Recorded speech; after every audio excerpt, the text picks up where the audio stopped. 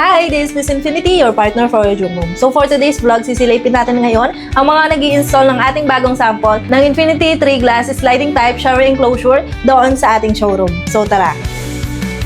Ayan na nga ang tatlong glass na gagamitin natin mamaya, which is ang Infinity 8mm Clear Tempered Glass. Sa ngayon, piniprepare na nga nila kuya ang mga gagamitin nating Infinity frames.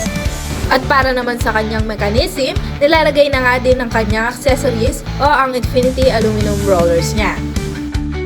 Kailangan nga ding sukatin ng kanyang gap para saktong-sakto sa mga glass hole natin. After ma-set up lahat, ilalagay na nila kuya ang Infinity frames. At unang-una nga natin ilalagay ang ating fixed glass. Kasunod nito, syempre ang second glass na movable at ilalagay na din natin ang mga rollers nito. And after nga malagay ng second glass, syempre ang third glass naman. And as you can see, hindi ko na-videoan kanina kasi akala ko naka-play, hindi pala. And ayan, for the higpit na lang sila kuya and malapit na din tayong matapos. At para naman sa last part, maglalagay na lang tayo ng plastic strips sa ating Infinity 8mm Clear Tempered Glass. At ito na nga ang final look ng ating Infinity 3 Glass Frame Sliding Type Shower Enclosure.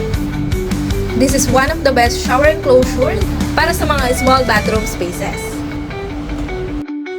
And that's it! I hope you like this video and don't forget to like, share, and subscribe!